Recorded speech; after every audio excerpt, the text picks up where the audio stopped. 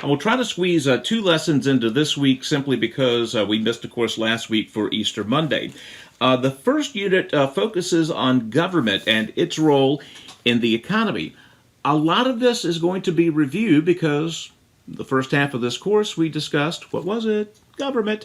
So a lot of what we bring up in this lesson is going to be ground that we've already covered, so I won't get into a great deal of detail.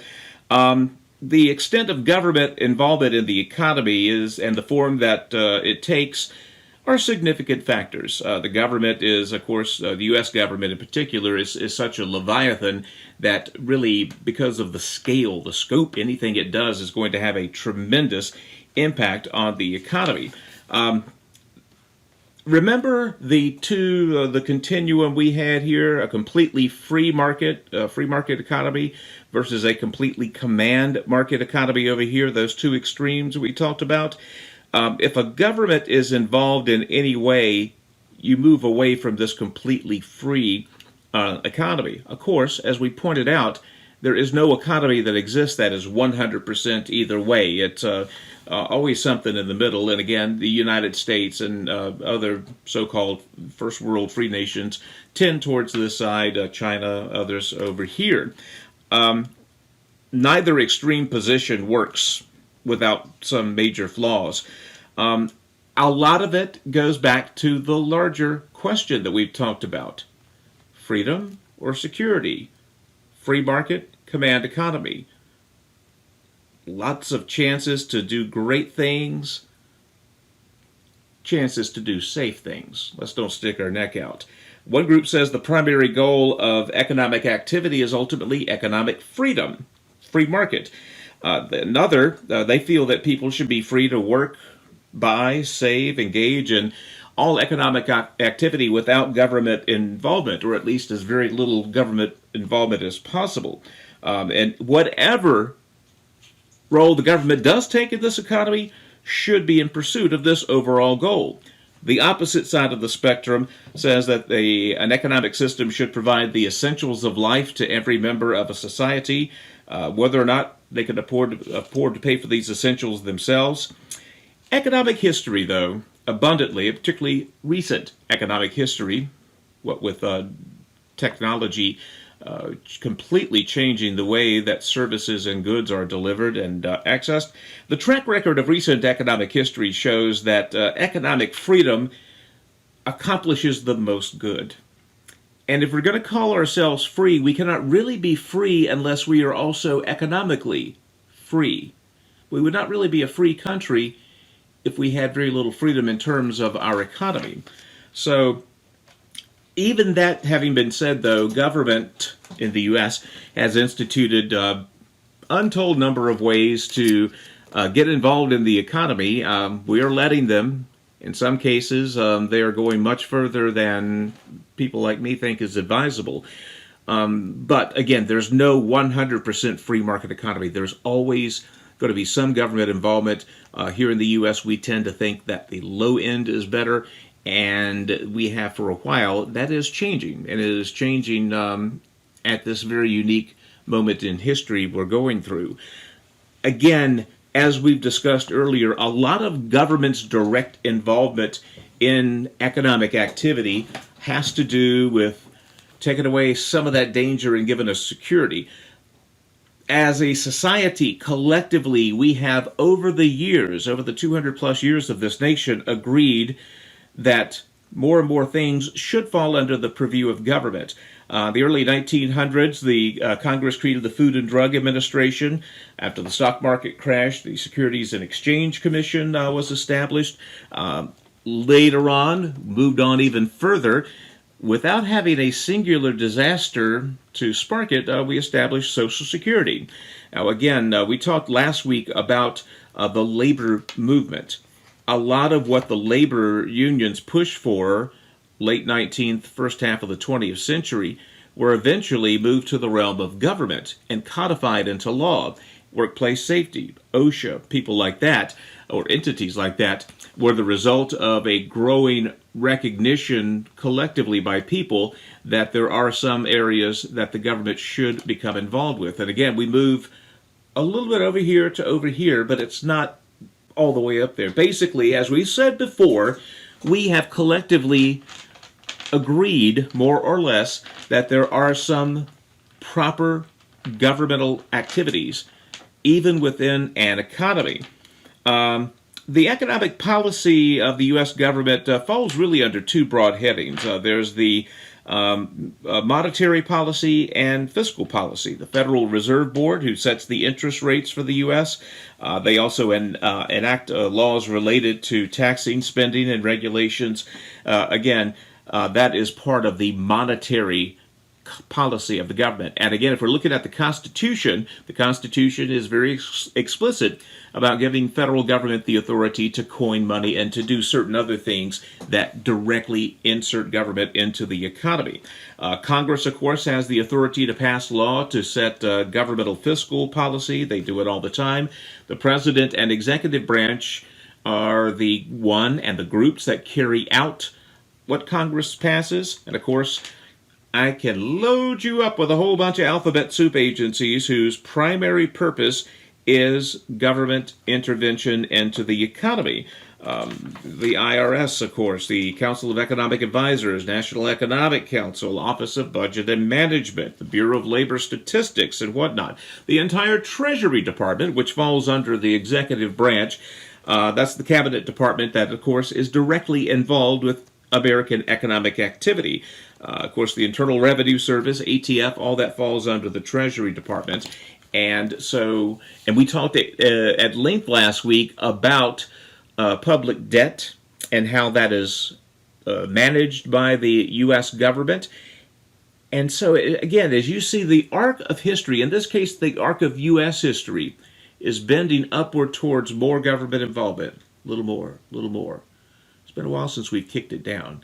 That applies to more than just the economy. That applies, unfortunately, in my view, to a whole lot of other things in life. Now, if you want to ask the obvious question, does the U.S. have a free market economy or a government-controlled economy? The answer is yes. We have bits of both, neither of them exclusively. We usually agree, more or less, that the U.S. is a free market economy. The government, though, is heavily involved in the government, of course, through taxing policies, through spending policies, through monetary policy, through setting interest rates, through workforce safety issues, and 100 other things. And again, we will always debate that level of involvement. If it becomes too much, then we get a little too far over here, and then again, we're not really free. If you're not economically free, how free are you as a citizen, as a person who lives in the U.S.? In terms of government policies, again, the goals of government fiscal policy is to promote economic growth in the U.S. while avoiding significant downturns, to keep inflation and unemployment in check, to encourage international trade. Again, those are the broad goals. Does it always happen that way? No, that's kind of a Pollyannish look at it. There are always issues. Again, when you're dealing with something as large and pervasive as the federal government, it's, like I said, small businesses, we talked about this before, are the ones that can make those dynamic changes the quicker, because that's a smaller ship to turn around. The U.S. government is the biggest ship ever invented. It takes a while to turn that around. Unfortunately, not all government policies are even-handed attempts to help everyone to the same degree. And of course, as we've mentioned before, some government policies are counterproductive. But again, if the debate is, does the government have a role in what's otherwise considered a free market economy? The answer is yes, obviously. We have a whole lot of government involvement in our economy, and yet we still, I think correctly, see ourselves as mainly a free market economy. There are several times when government will inject itself into the economy to a greater degree. At times, the market, the free market, does not accomplish something called economic equity, nor does it bring about economic security or stability. Recessions occur. Millions of people lose their jobs from time to time. It is during these bad times when government, especially in recent vintage, takes a greater role. And again, we're living through that history right now. The COVID-19 pandemic is as much an economic event as it is a world event. Yes, when we basically more or less shut down most of our economy for about a 2-month period, you don't just do that and act like nothing happened. That's big. And again, the assumption that it is government's role to step in and make bad things right. We've long since ceded that that is a role for government. I say that in a somber tone because everything has to have a window, and no one's interested in exploring the window. We'll talk a little bit more about that.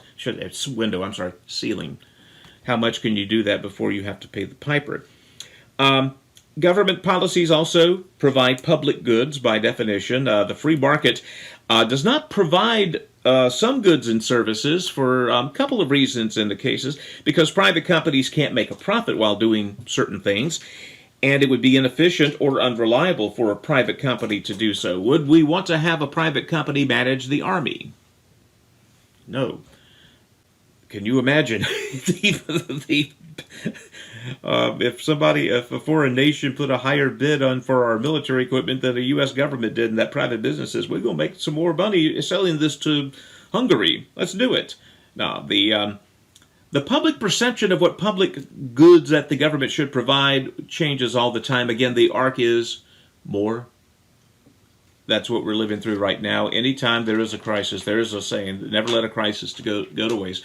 Whenever anything is bad, people who are in favor of government intervention in the economy and in every other aspect of our lives smile a little bit, whether or not they show you or not, because this is an opportunity for them to make government more powerful. When people are scared, when they're uncertain, when things are a little frosty, they will look to government more so than when things are going well.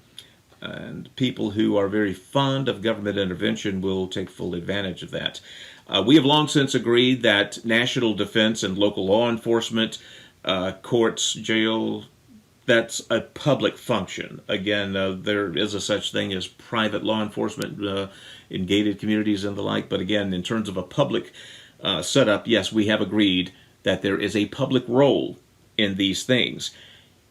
We have also begun, and continued really, to latch onto the idea, and this is topical because President Biden is proposing a $2.9 trillion infrastructure bill.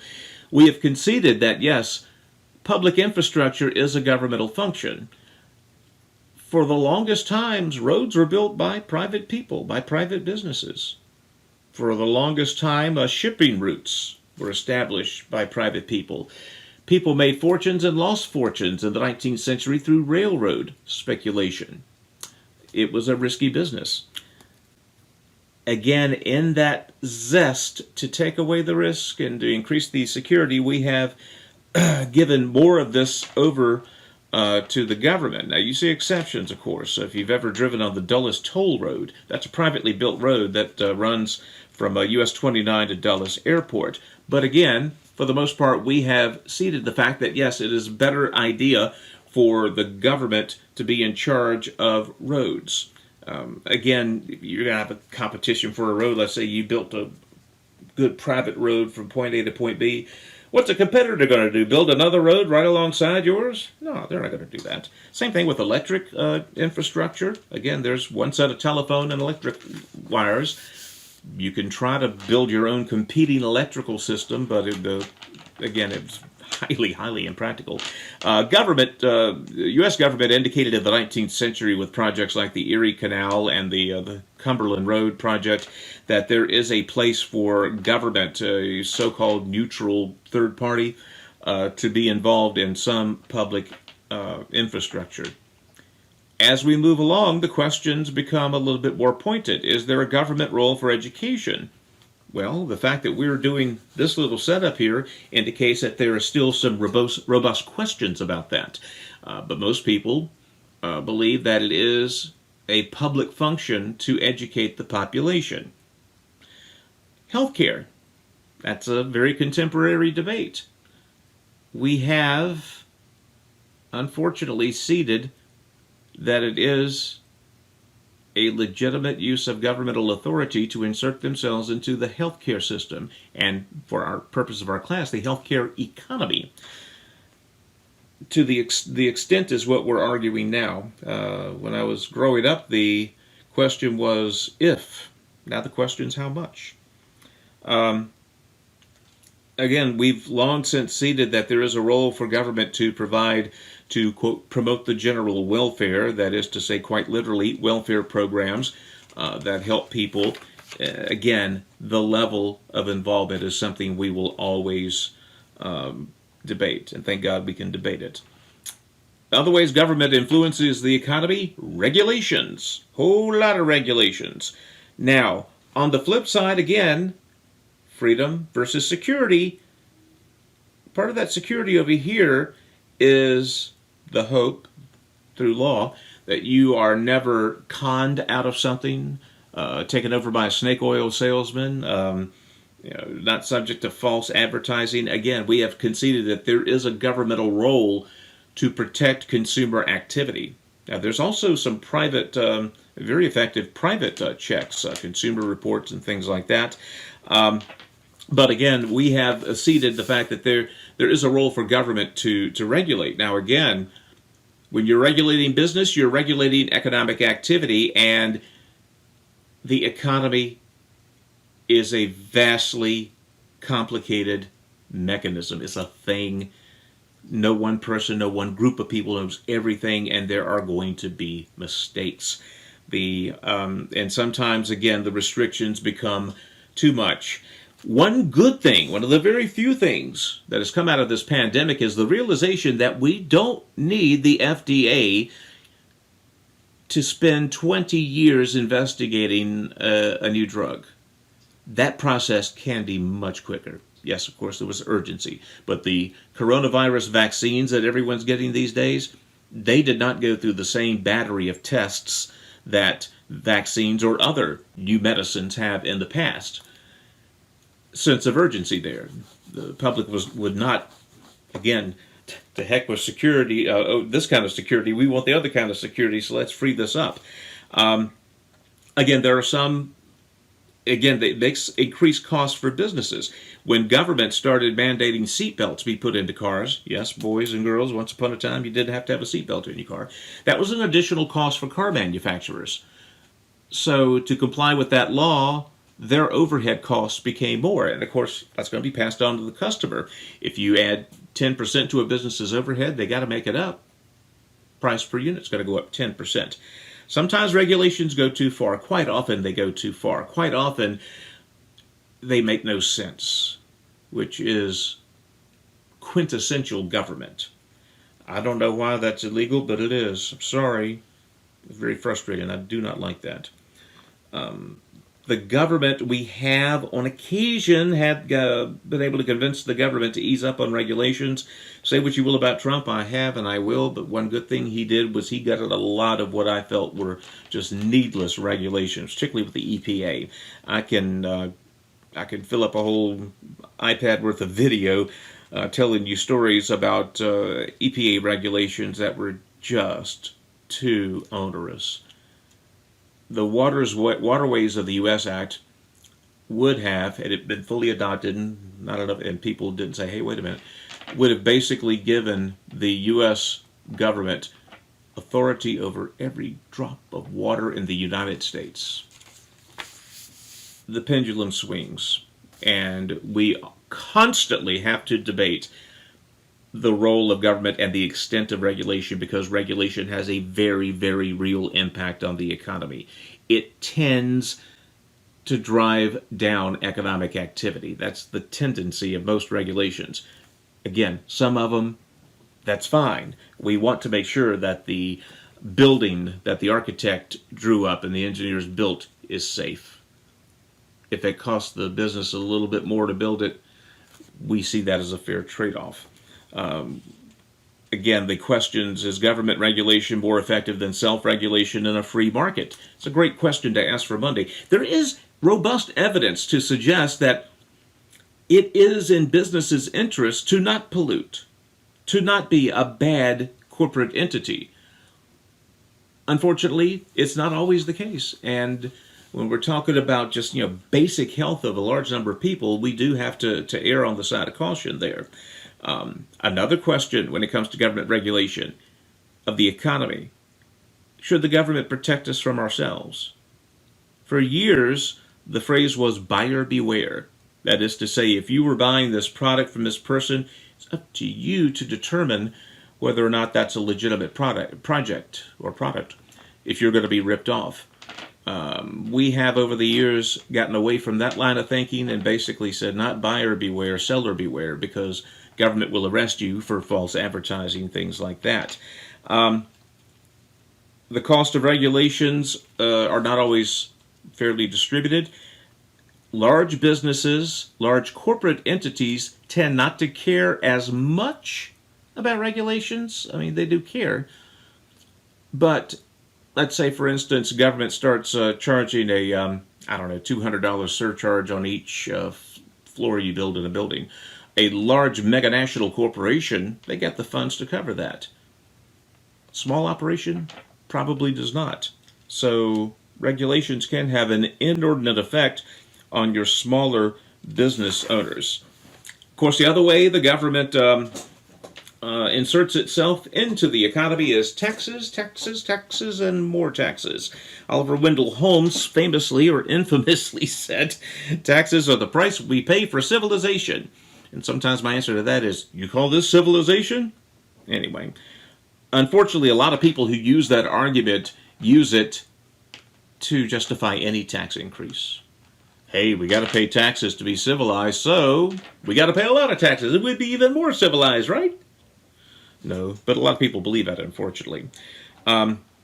The definition of minimal services has expanded over the years, and so has the level of taxation. Primary purpose of taxation, of course, is to generate revenue for the government. A secondary goal of taxation, in many cases, not all, but in many, is to influence behavior, to disincentivize somebody from purchasing a product. We talked about the infamous yacht example, the tax on luxury yachts. Rich people stop buying them. A lot of yacht builders are laid off. A lot of this applies to the so-called sin taxes, alcohol and tobacco. And I've seen this happen before, particularly with state budgets, where, let's say in this instance, Commonwealth of Virginia decides, okay, we're going to tax tobacco products, pick a number, 10%. All right. Now we're going to raise that to 20%. And with this estimated extra money, here's what we're going to do. We're going to build this school. Well, if you tax it too much, people are going to consume less, or they will go to the black market. One or the other. People will stop buying so much of a stuff if it's taxed at a certain level. And when that happens, all of a sudden, you were planning on bringing in $20 million and you're only bringing in $6 million. You got a $14 million deficit. So not only have you impacted consumers, now you have this large unfunded thing over here that you thought you were going to be able to pay for. I've always considered taxes like I consider government. They are a necessary evil, but man, you've got to treat them like they're poisonous.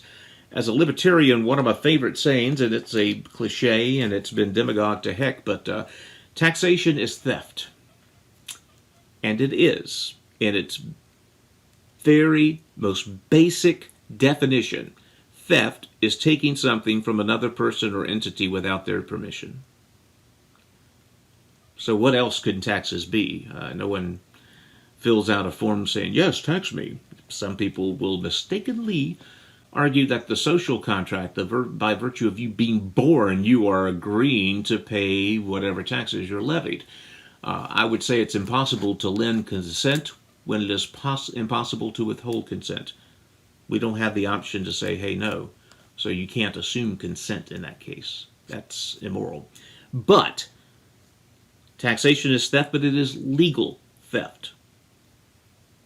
That having been said, the idea behind treating taxation as theft is so that we will not look at taxation as the answer to all our problems. Right now, it is the default setting. Got a problem? Let's tax and raise some money. That's tax and raise some money. It should be the last thing we do, the absolute last resort, and only to needs that are just abundantly important. Right now, because we don't think of it as a theft, we think of it as some kind of an obscene birthright, we go to it quickly and do not think about the consequences.